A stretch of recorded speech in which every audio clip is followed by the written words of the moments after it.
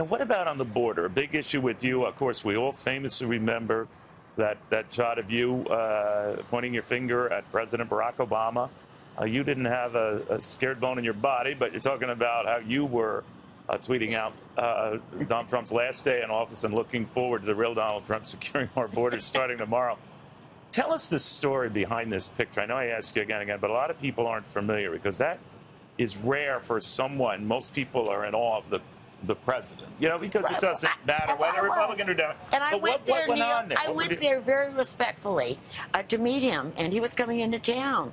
And I went there respectfully. I wrote him a note, and we got into the situation of securing my border, and he just doesn't think that it was necessary, and he talked to me like I was a child, like I didn't know what I was talking about. And by God, it was his job. That's you pointing back to. So at this point, when you're pointing back to him in that picture, so if we could show that again. What are you saying to him at that point? And is it re-airable? I don't know what exactly I was saying, but it was about the border. Oh, I think you know exactly what you were saying. And he was not very gracious to me. He was not gracious at all to me. Really? He wasn't listening to us. He has a job to do. He's the president of the United States. Secure our border. That's a fundamental purpose of the federal government. All right. So what do you think a President Trump then would do? What has he told you is his action? He's going to secure our border. He's going to enforce the law. He's going to work with us. I think the 10th Amendment's are going to come back to the states, which is very, very important. When you say enforce the law, when he said he's talking about building a wall that we might have to pay for it first, the Mexicans will eventually. What do you think of that? I think that that's a good possibility, and it's a good way to go about doing it. And the bottom line is that he is going to do something. It's probably going to be the wall. It's going to be technology. But he believes in the rule of law, and he understands the damage which has been inflicted upon the United States because of that open border. It's not anything to do with any racism or bigotry, but we have rules. If you don't like it, then change the rules.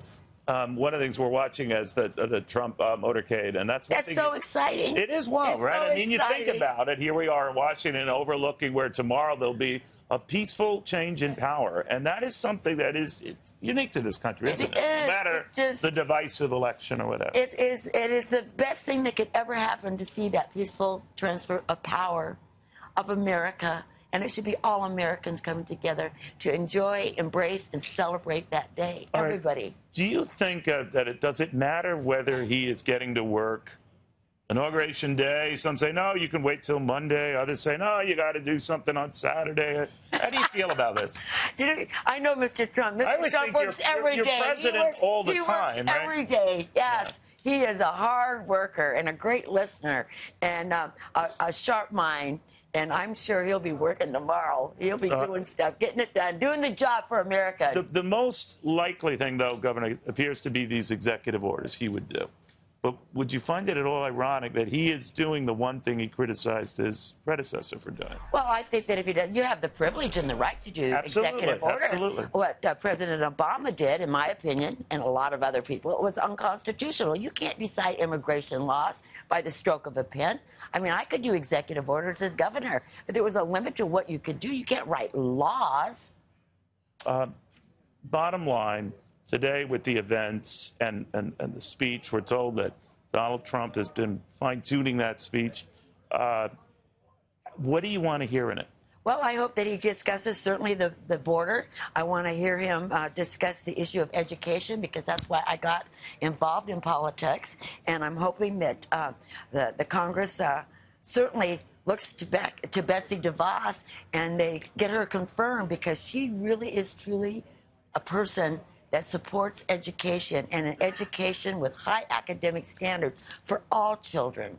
And I am a big cheerleader for her. I think she's great. I don't know her personally, but I know her background, and I know that she's got a good heart and a smart brain, and that's what we need in the Department of Education. Work with our states.